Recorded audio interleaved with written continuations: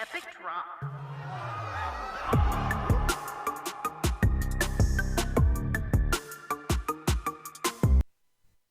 What's up, my warriors, rogues, and mages? This is going to be my impressions of Dragon Age The Veilguard. Just the combat, just that aspect. And I'm going to hit you with my first impressions of the game soon, and then a full review. But I really need to finish and cover everything in the game before I can do a full review, because, this is going to be in depth. But for right now, the reason why I want to talk about the fighting system, the combat, is because it was my biggest concern going in when they were showing it for reasons that are beyond me, whether it is because of how many effects were on the screen or how busy the UI was, or the fact that I kind of really didn't like when they were pausing the time and showing that menu. It's hard to understand how all these things come together at a first glance.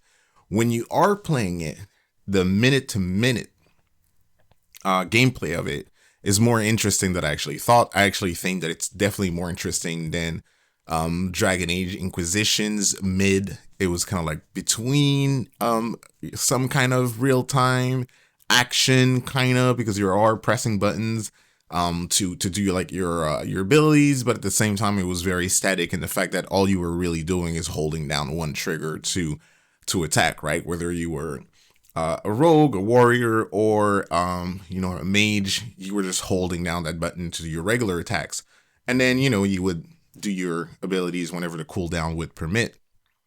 Now it's about the same thing. So when it comes to that, like, I think this is also like a hybrid of some sort. So you do have a lot of the real time combat that we've seen in like Dragon Age 2, kinda, but at the same time, when you do look at the abilities from this screen right now, you will notice that a lot of it feels like that little ability wheel that you had in Dragon Age Inquisition at the bottom of that screen, though it is in the middle now, so it made it a little bit more prominent for when you're playing. And the one thing that I did find interesting, at least to me, the one thing that I really helped me is when I mapped my abilities to my buttons. So then I realized I didn't have to pause time to be able to use my abilities. I can just hold down that trigger that will just show my ability very briefly as they are mapped to a button. And then I just press that button while I'm holding down that trigger, and I'm just performing that action. The reason why I'm saying that is because a lot of times during the moment-to-moment action, especially me right now, I spec that character, as you can see, as a mage, but I am very electrical based and very area and crowd control kind of thing. And so that being said, I needed to have kind of things that you can use in certain situations, right? So a line of enemies are in front of me. I want to be using it in that specific moment.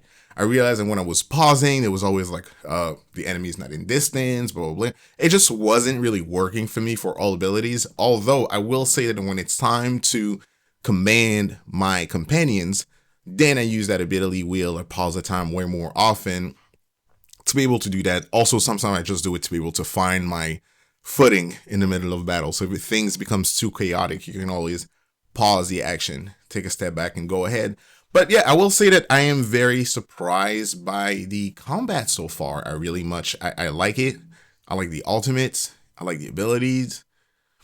The skill tree at first felt a little bit underwhelming, but then when I realized that, the skill tree is to be used with your gear to be able to create that kind of build that you're looking for. And so I really spec'd my character, as you can see, with a lot of shock damage, a lot of electrical damage, a lot of strike abilities, and yeah, a lot of basically damage I can cycle on that. And because of that, I felt like, yeah, my character is burning through shield, armor, and health, just equally.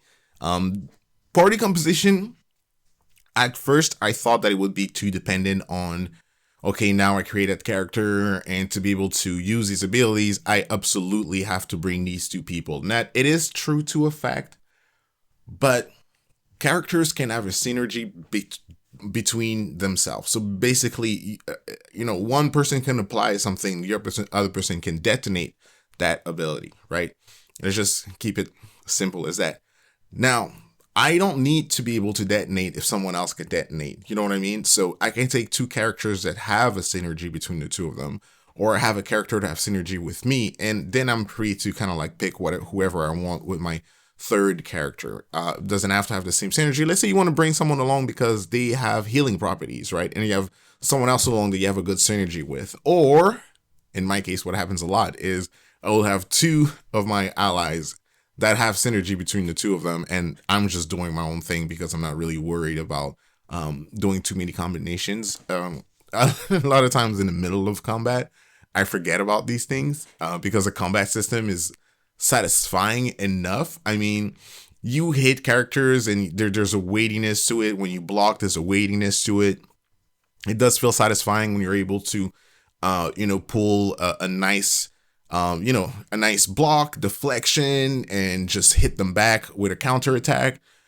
It feels good when they're about to attack you and you just hit them and just cancel their attack. And that, in that respect, it's very much like a Batman Arkham game, where you are dodging attacks and you're blocking as you're being prompted. As a mage, the combat did remind me a lot of Harry Potter. If you played like Hogwarts Legacy, it feels a lot like that, where, you have your different spells mapped to your buttons and you can use it like that. Once again, you'll notice I don't pause the time all the time. A lot of the time I just do my thing. But it's very satisfying to hit those combos, through the skill tree. You can actually unleash. Through the skill tree, you can actually unlock more abilities that you actually use. Yeah, you can map them differently. You can have different abilities for different moments. You can't change them during combat. That's a little okay, whatever. I totally get it. When it comes to choices, when it comes to combat, honestly, nah. Like the only thing that I will say is that, yeah, it is very far away from Origins. It's the furthest away from Origin that we've ever had. Yes, it does feel like Mass Effect. It does feel like Mass Effect when you stop the time and you control the two people, knowing that you can't switch between your party members, which is very not Dragon Age like. No tactical camera, as far as I know, is coming, not even for the PC release, as far as we've heard, which, because a lot of people remember Dragon Age 2 was all like that thing where I had to play it on PC because I'm like, I want the tactical camera. I liked the tactical aspect of it.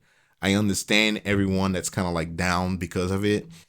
I like playing Sims and stuff like that. And like for that, a lot of the time my wife will make fun of me because it feels like I'm taking on a second job. But it's just the fact that it's very titillating. It just wakes up your brain and makes you think about things a little bit differently. It's a challenge. It's like playing chess. It's a beautiful thing that you are putting together, systems upon systems. And this game is further away from that when it comes to these. You're not really, you can plan your attacks in the moment. But like I said, there's no planning it ahead of time, slowly taking your time, letting the enemies take their turn, reacting to what they're doing, and putting the perfect strategy together. It's not about that. It's about having good, quick reflexes. It's about having a good party composition. That's really what this game is about. It is, if you don't like action games, it's very much like Final Fantasy. I feel like this series is very much like Final Fantasy, where the themes are the same from one game to another, but the gameplay is very different. In that regards, this is Final Fantasy 16, I guess. It is not turn-based. It's very much action. That's the way they decided to go on that one, and it works for me. At least just the combat, I find it very addictive. I keep wanting to go towards the next combat situation, which is not necessarily my thing. I had to bump up the difficulty to have even more of a challenge because I've actually find it very fun, but also very easy to kind of like, spec into a certain way where you do feel very powerful, and it does indulge into that power fantasy aspect of video games. But yeah, I mean, it's to me, I really love it. Some people will say they don't like it. It's straight up my wheelhouse. I mean, I've played all the Arkham games and the Spider-Man games and stuff like that. And that's not, it is not, it is not a strategy game. It is not XCOM. It's not a turn-based RPG. It ain't that no more. This is not Kansas. So all in all, thank you very much for listening to this. Let me know which character are you playing as. Let me know, what do you think about the new fighting system? Are you totally disappointed because you really, really love the tactical aspect of it? Or are you kind of feeling the new age kind of thing that they're doing with it and you enjoying the challenge? Just let me know. Sound off below. Have a good one. What's up, my warriors, rogues, and mages? And mages? I guess so. All right, let's go.